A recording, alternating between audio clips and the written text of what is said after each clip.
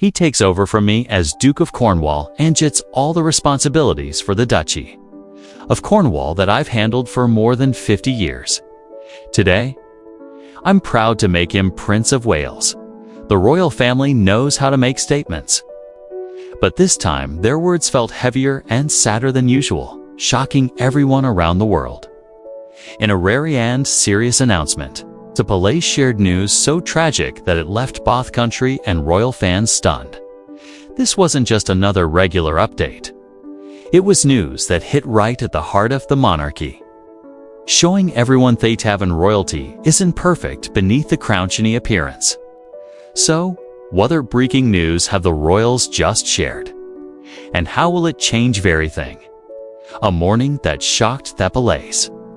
London started its day like any other. Tourists visited Buckingham Palace, guards stood perfectly still, and the Palais gates glowed in the morning light, looking timeless and stable. But behind all that grandeur, something felt off. By late morning, things shifted. Reporters got restless, cameras moved around, and the royal press secretary showed up, his tense body language showing how serious the moment was. When he talked, his calm voice couldn't hide a slight shake. The king's health was way more serious than the palace had let on. In that instant, their image of control broke, and the world saw that the monarchy's carefully protected image was starting to fall apart. In just one moment, months of rumors became real. Whispers that had been floating around about tiredness, about meetings suddenly getting cancelled, about secret visits to doctors were no longer just whispers. They were now out in the open for everyone to see. The press secretary might have tried to sound calm, but the truth he shared destroyed the fake sense of control. Something inside the monarchy, something really important, was falling apart. The cameras quickly turned to the royal family members who were there. Each face showed its own story, silent but clear. Prince William stood stiff, his jaw clenched tight, his eyes howling both hidden anger and strong determination. He was clearly stepping into a bigger role than before, the weight of the crown already sitting heavy on his shoulders. Next to him, Catherine, always looking graceful, seemed calm at first look. But for those who watched her carefully, the worry was there, visible in the slightness of her lips and the careful way she held herself. She was steady, but definitely affected. And then there was King Charles. Seeing him surprised many people. He looked distant, weak, and scarily ghost-like. Also, age and duty had drained him, not just physically but emotionally too. He didn't look like the man ready to lead a country. He looked like someone who was slowly fading away, fighting against both time and fate. His presence, as fragile as it was, created a heavy mood over the moment, a reminder of fum and weakness within royal greatness.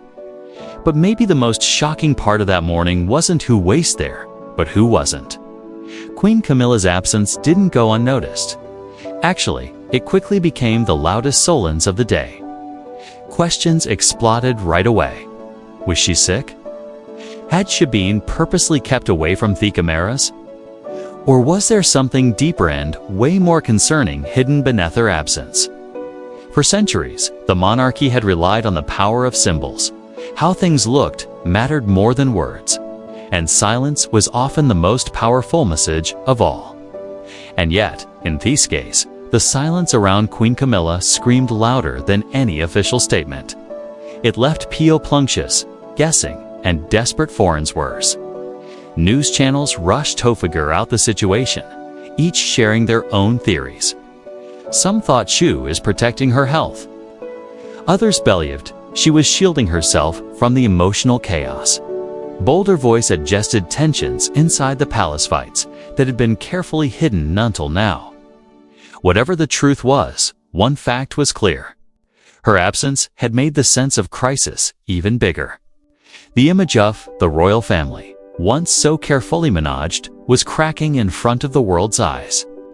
Behind the polished gates and theold traditions, the monarchy was dealing with something it had a was for dense certainty. An uncertainty when wrapped in royal clothes is not just personal, but affects the whole nation.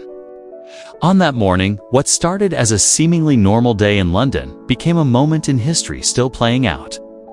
The crowd outside the police didn't just see iron gates and ceremonial guards anymore.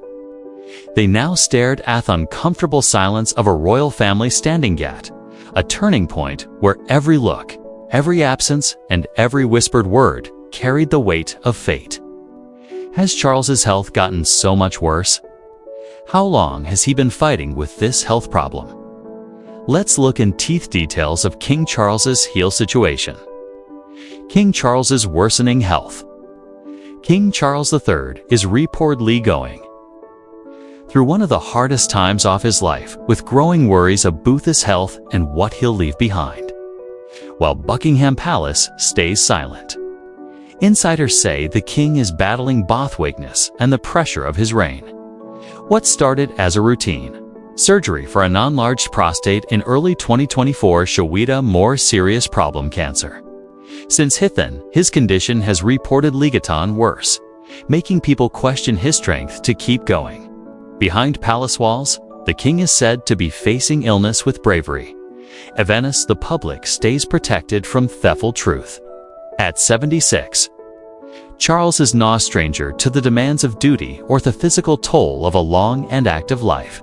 But people close to him describe a man who now depends on a walking stick to handle even the simplest movements. Recently, photos taken at Sandringham, his 20,000-acre country estate in Norfolk, showed him leaning heavily on a wooden cane as he walked out through the perfectly trimmed pathways of the topiary garden. On the surface, the photos released through Sandringham's Kick Instagram page looked comforting. Charles was smiling, looking cheerful, and surrounded by the peaceful beauty of the estate. But people who know him best say that the public only sees one side of the story. According to palace insiders, the king is putting on a brave face, hiding his pain with an almost stubborn show-off activity. He knows the end is coming, one source shared, describing how Theon's energetic king now moves slowly, a shadow of the man he used to be. The walking stick, representing his growing weakness, has become both a physical help and a quiet reminder of his death coming closer. Reports also say that the king has turned to alcohol, especially whiskey, trying to ease the constant discomfort and the sadness that comes with it. He is hitting the bottle, another insider once said, adding that the mix of declining health and emotional stress has weighed heavily on him. This, they said, is not the ending that Charles or anyone close to him would have pictured. A proud man weakened, not only by sickness, but by the sadness of knowing time is running out. Adding to this emotional burden is unresolved tension with his younger son, Prince Harry. Their relationship, strained for years, has stayed a source of pain for Charles through Theo's reign. Many people believe that this broken bond has only made the king's inner suffering worse, leaving him wanting reconciliation while also facing the harsh reality that chances to fix the relationship may be running out. Despite these struggles, Charles keeps doing his duties as best as he can.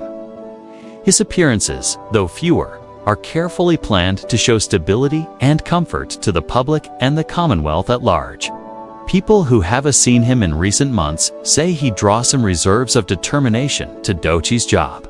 Even as his body fails him, his calm behavior in public, compared with reports of private suffering, shows the picture of a king showing strength in the face of hardship.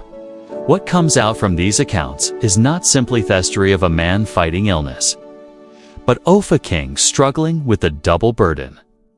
Offer some old pain and public duty for a king who spent most of his life waiting to get thrown. The cruel twist of being hit with illness so early into his reign is not lost on anyone. In the eyes of the world, King Charles III is still that king, still the leader of an institution centuries old. But behind palace walls, according to people close to him, He is also a man dealing with weakness, regret, and the unavoidable loath of life's end. Whether history remembers this as a sad ending or as the brave final chapter of a long and complicated life will depend on how the coming months go. Besides the king's weak health, there another announcement that hit royal fans so hard. Let's find out. Their turn of Diana's shadow. As Brita struggled to accept the disturbing reports of King Charles' declining health, the palace dropped a Danather announcement, one that landed like thunder across the nation. This time, it wasn't about the king, but about his son and heir. Prince William, together with his wife, Princess Catherine, announced what they called the Diana Initiative.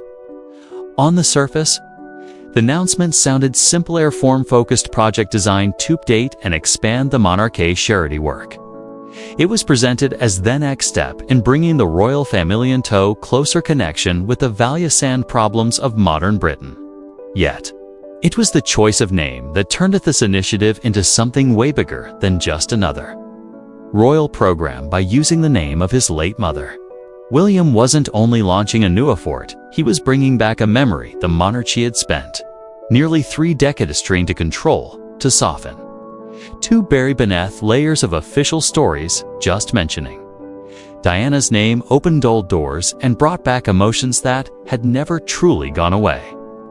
Princess Diana, who tragically died in a Paris car crash in 1997, stayed one of the most influential people of modern times.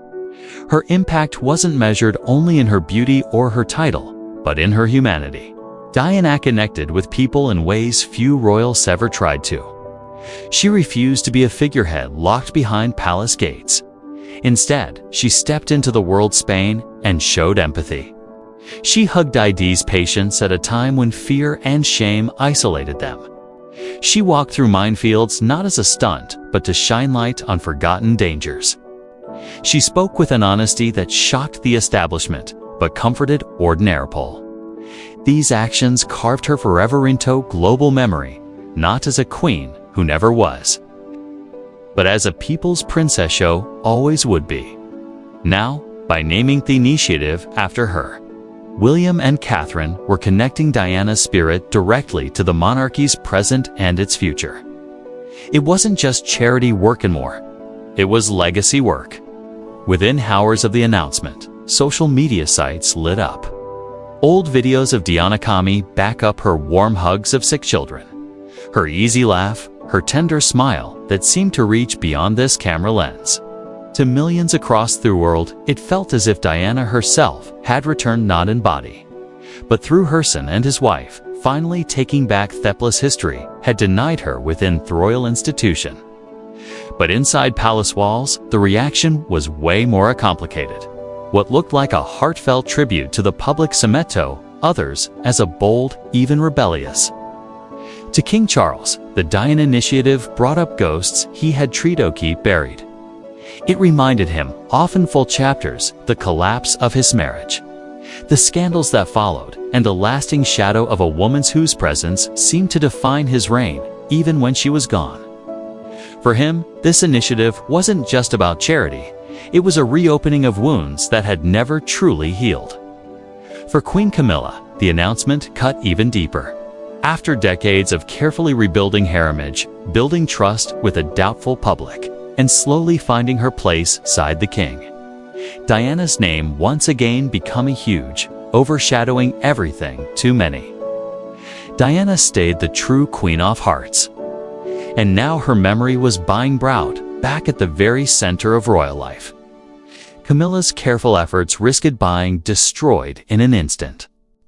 Her absence from recent public events, on set as missed, as coincidence or health-related, started to take on new meaning. Insiders whispered that she had pulled back purposely, reluctant to support a project that could weaken the monarchy's message and reduce her role in the story of the crown. Yet, with Charles weakened, her voice was fading. William and Catherine, it seemed, were no longer waiting for permission. They were stepping forward with confidence, claiming not only the future of the monarchy, but also its soul. The Diana Initiative is more than a program. It was a statement. To the world, it was Diana's legacy reborn. To the palace, it was Acquiat revolution. Was Prince William's Sinitiative welcomed with open arms? We steer any silent or obvious criticism towards the initiative. Let's dive into the details of rivals who silently opposed the initiative, the silent revisals, and subtle power shifts. Tough, outside world, everything looked calm and orderly. The monarchy moved along with its usual pace, ribbon cuttings, charity galas, handshakes with important people, and carefully staged photos designed to show unit Jan's strength. To the casual observer, nothing seemed unusual. Yet behind those glittering public moments, a different story was quietly playing out, beneath the polished surface of tradition and ceremony. A subtle but clear shift in power had started. It was the reporters who noticed said first. Journalists who closely watched the royal schedule noticed that the heartbeat of the monarchy was changing.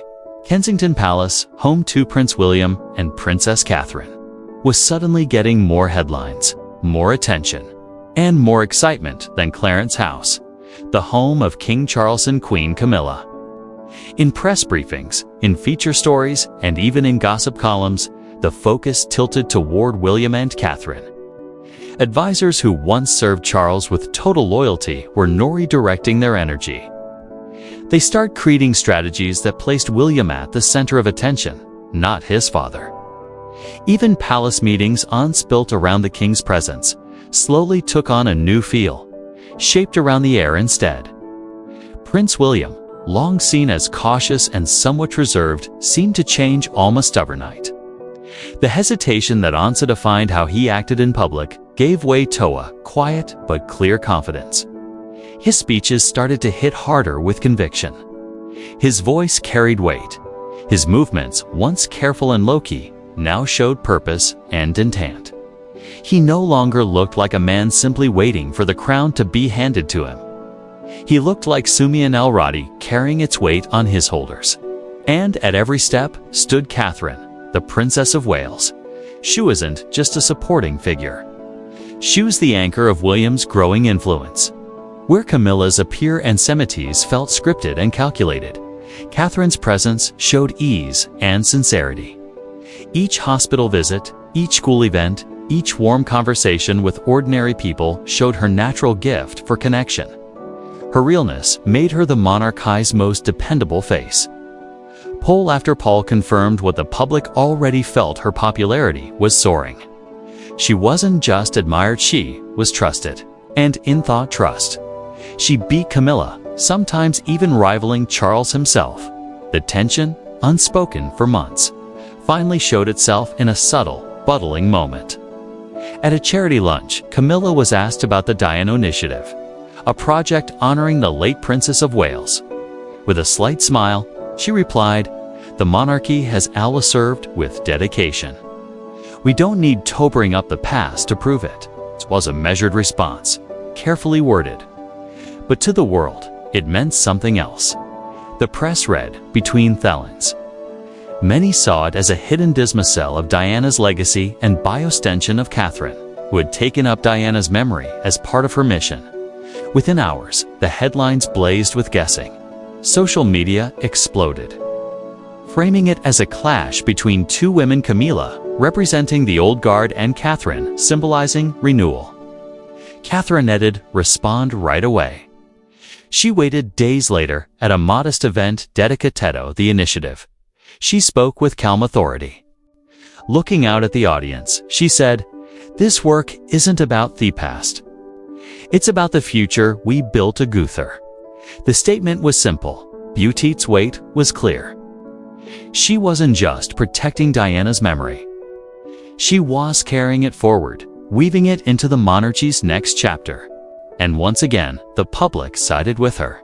She had managed to turn a potential rivalry into a declaration of vision, one that people found both inspiring and hopeful.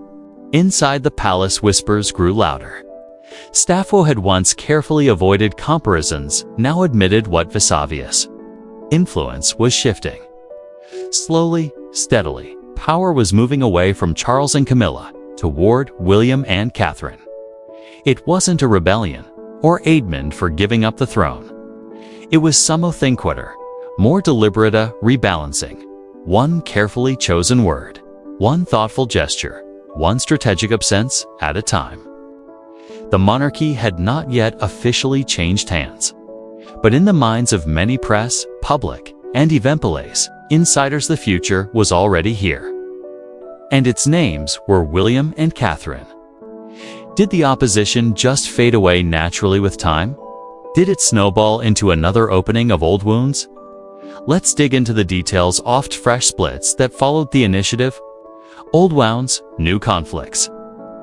Rivalries within the royal household are rarely simple, and this one was no exception. Just when it seemed the tension had settled, another powerful figure entered, that from Princess Anne. Anne has long been respected for her unshakable loyalty, her direct and sometimes sharp honesty, and her relentless devotion to authority. Unlike others, she has little interest in the drama and rumors that often swirl through palace hallways. Yet, even someone as disciplined as Anna couldn't hide her frustration forever. Behind the polished appearances, insiders say she had grown openly frustrated with Camilla. What made their split remarkable was not just its sharpness, but its history. It was a tension rooted in decades of tangled relationships. To trace the beginnings, you have to look back to the early 1970s. At that time, Anne was closely connected with Andrew Parker Bowles, the dashing cavalry officer who later married Camilla. Though their bond eventually cooled, the connection was significant to leave its mark. When Camilla became involved with Charles the future king, the situation got even more complicated. What might have started a private discomfort slowly grew into a lifelong wedge between the two women. By the 1980s, the scandal of the love triangle Charles, Camilla, and Diana was no longer just gossip. It became an open wound for the royal family. The embarrassment Diana suffered was felt by the entire nation. And Anne, who admired Diana's strength, never forged the pain. She found it difficult, maybe impossible, to forgive Camilla for her part in it. For it wasn't only about personal loyalty, but a both dignity of the monarchy itself. When Charles finally married Camilla in 2005, some believed the passage of time would smooth old wounds. Yet Anne's behavior told another story. She stayed civil, but her warmth was missing. She was polite in public, but noticeably cool. Her tone and actions often carrying subtle signals that Camilla would never be a true queen in her eyes. People close to Anne claimed she saw Camilla as a permanent outsider. Accepted boss they had too, but never embraced. Recent events have only brought this tension back into sharper view. When Camilla got recognition for her literacy work at the University of London, many noticed a small but telling moment. As that two women prepared to leave and allowed Camilla to walk ahead. To the casual observer, it looked like a gesture of respect, the natural order of rank. But people who knew their story saw it differently, not as respect, but as silent defiance, a refusal to genuinely acknowledge Camilla's rank. In Anne's world, Politina scowled, be a weapon as much as kindness. Not long after, Camilla announced her royal event, saying she was sick. On the surface, it seemed routine. Royal events, aerodemonic and health must come first. Yet the timing raised questions in Thepris and behind palace doors. Was Camilla genuinely sick, or was she stepping back on purpose? Some guessed she was tired of fighting for her place at the center of the monarchy. Others wondered whether she was being quietly pushed aside. The line between personal choice and palace strategy blurred, and whispers only grew louder. Meanwhile, Anne pressed on as she always had. Her schedule stayed packed, her presence steady. Where Camilla looked fragile, Anne seemed unmovable. The contrast between the two women became most symbolic. Camilla, fading at times into the background, seemed to represent monarchy's struggles, its controversies, its moments of weakness. And by contrast, Anne represented discipline and a quiet strength that reassured the public. To many observers, this dynamic painted a striking picture of the monarchy's future. On one side stood Camilla, weighed down by the past and battling for legitimacy. On the other stood Anne, firm and steady, carrying the duchies off the crown with a seriousness that never wavered. And behind them, both rose the younger generation, William, Catherine, and their children, ready to claim their place in a changing world in the end. The story of Anne and Camille, not just about two women in conflict, it's about what they represent: that clash of old wounds and present responsibilities. The struggle between fading shadows and lasting duty. And the unspoken question of what kind of monarchy will come out of Thesaurus. What are the effects of announcements on the monarchy?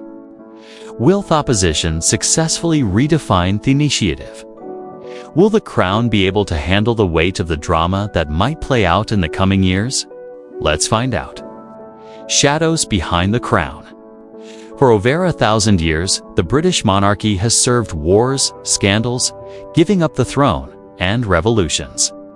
But today, its great test challenge lies within.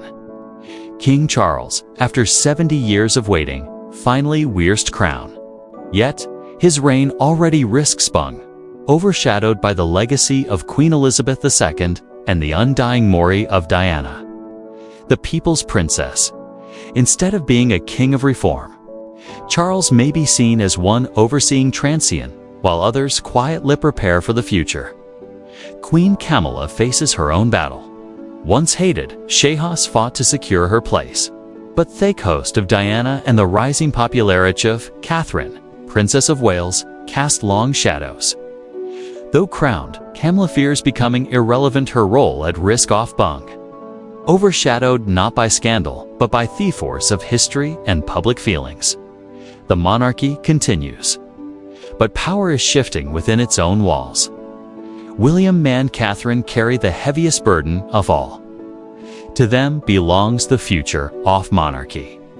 The public looks to them as symbols of modern times, as the pair who can breathe life into an ancient crown without breaking it. Yet this expectation is a dangerous weight. They must modernize, but never seem rebellious. Lead, but never look as though they are grabbing the throne from Charles's hands. They must carry the monarchy forward, while forever honoring the past haunted by Diana, whose image stays as both inspiration and constant comparison. Then there's Princess Anne. Al was watchful, always steady. She doesn't compete for the spotlight. Yet her quiet strength makes her presence unavoidable. In her, people see the loyalty and stability that the monarchy so badly needs, even as its other members struggle with rivalry and rumor. All these figures, Charles, Camilla, William, Catherine, Anne, and even the lingering spirit of Diana, form the threads of a tapestry that is slowly being rewoven. The crown is not crumbling, but it is shifting. Power is moving in ways that cannot always be spoken out loud. And so the world watches, asking questions that no royal press release will ever answer. Is William prepared to take the throne sooner than anyone admits? Is Camilla's step back from the spotlight temporary, or the beginning of her quiet eclipse? Has Charles already become more figurehead than king? And most haunting of all, has Diana in death returned to shape historians more her memory, forcing its way into the palace halls? The monarchy thrives on silence. Its greatest power has always been found, not in announcements, but in whispers, in absences, in glances shared during carefully staged ceremonies. Yet silence cannot hide reality forever. Something is shifting behind the polished smiles and glittering crowns. Change is happening in plain sight. The monarchy's not falling. It's being reshaped, deliberately, strategically, and quietly. And as the world leans close to witness this transformation, one truth becomes clear.